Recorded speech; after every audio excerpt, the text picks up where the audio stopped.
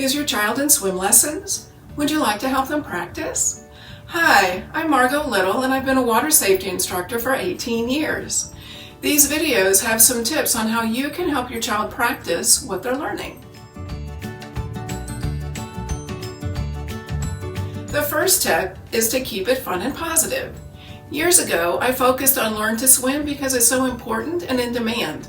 And I found that while every child learns differently and has a different confidence level, they all respond to love and patience, as well as praise and positive persistence. So keep it fun and positive and don't give up. Your child will learn. So let's get started with explaining what your child is being taught so you can join them in the fun and exciting and very likely life-saving process of learning to swim. You're going to love this. Treading water is another essential skill for swimming and survival. If you've watched the seahorse video, then you've learned the basic body position and arm and leg movements for this skill.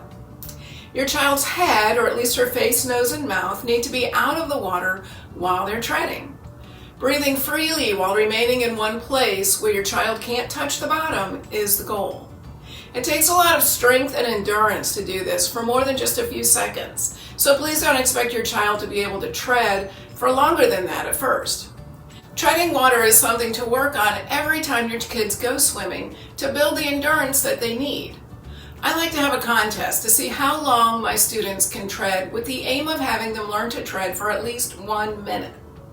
Having them recite the alphabet forward and backward or count to 50 or 100 while they're treading helps make sure that they're doing it properly with nose and mouth out of the water. At first, they may only be able to keep their face up, but I remind them that for good treading position, their whole head should be held up straight. Be sure to keep in mind that 1 minute really isn't very long. Something to gently tell your child, should she think that a few seconds is good enough, is that sometimes people have to tread water and back float for hours.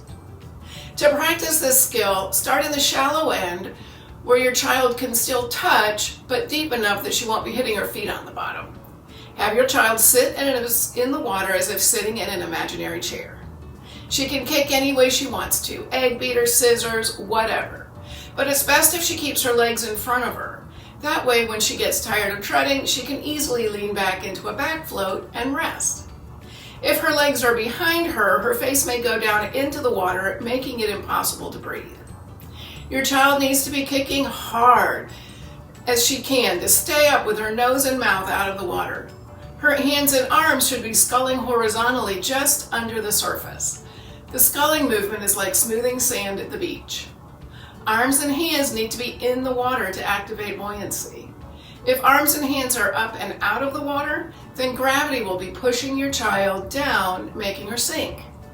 Buoyancy is strong if you're in the right body position, but gravity is stronger if you aren't. Your child needs to scull hard, pushing and pulling the water with all their strength, and they'll get stronger while they're working. Children's muscles are good that way, according to an article I read by a kinesiologist. Also, be careful that your child's arms aren't going up and down instead of horizontally. Vertical arm movement can cause your child's mouth and nose to go under the water, and she may end up drinking or gagging on the water as it splashes into her face.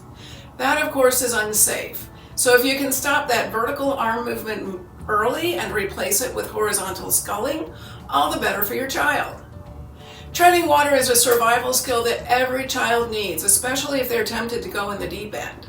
It takes a lot of hard work, but they get there. Happy treading, and as always, enjoy your child.